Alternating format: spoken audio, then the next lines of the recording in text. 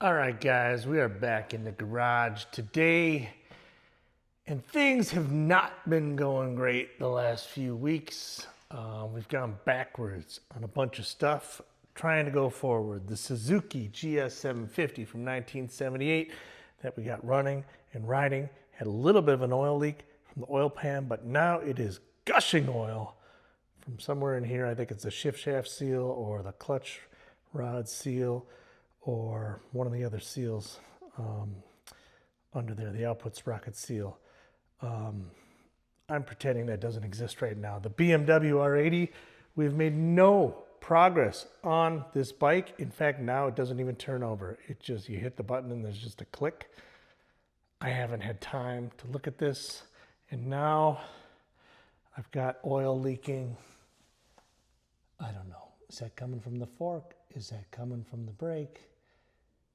I don't know where that's coming from. So things are getting worse for the BMW.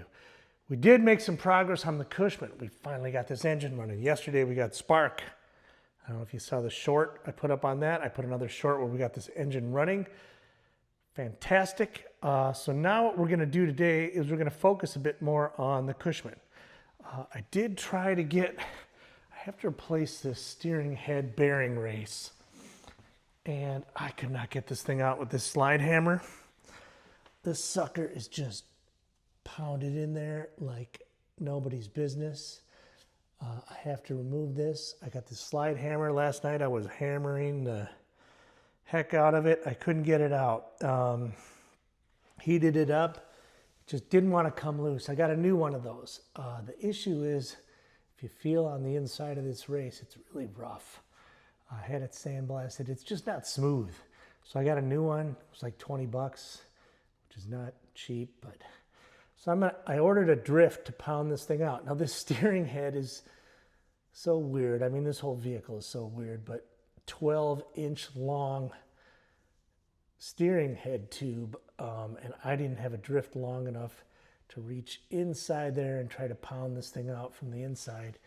But we ordered that tool. But what we're going to do today is we're going to pull the cover off of the transmission.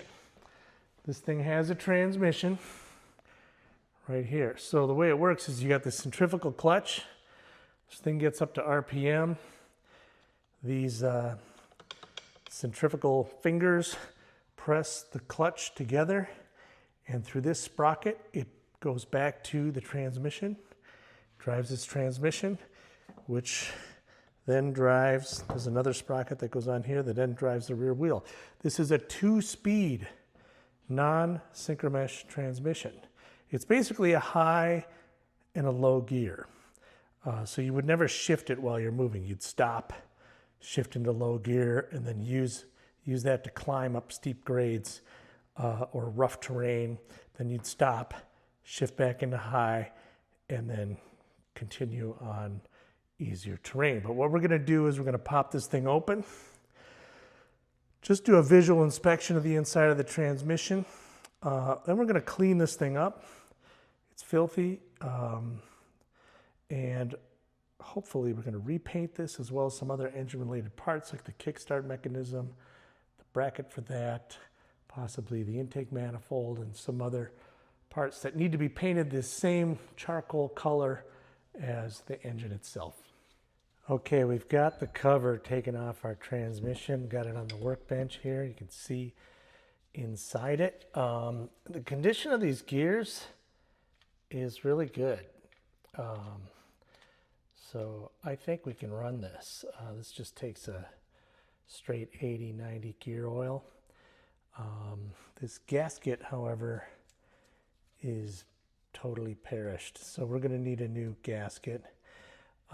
The shift lever is broken, but we have a new one of those. And here you can see how this thing works. So here we're engaged in one gear. I honestly don't know which is high and which is low. I suppose if I took some time and thought about it, I'd figure it out, but I'm not going to take that time. And let me zoom in here. What you can see is when I hit the shift lever, the shift fork moves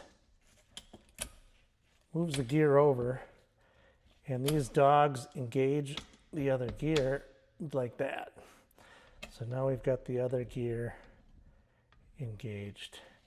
And then these just mesh tooth to tooth. So I'm thinking this is probably high and this is probably low. Doesn't really matter. We're gonna run it the way it is. The bearings feel nice and smooth. We're gonna just clean this up, get a new gasket on it, repaint it, pop some oil in it, and run it. So let's do that. All right, guys, here's the point that we're at. I've been scrubbing on this thing for hours. Started basically with a screwdriver. I mean, you can see this sprocket here. I haven't started cleaning it, and there's just 60 years of gunk and grime and grease, and that was just caked all over this thing.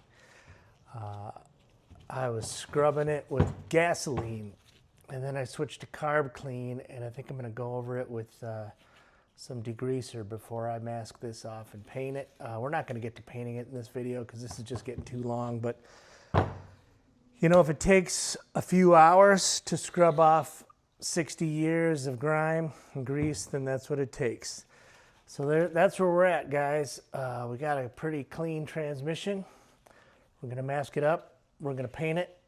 We're gonna fill it with oil, and then it's gonna end up behind our engine in our chassis. And before you know it, hopefully we'll be riding this Cushman. Thanks for watching.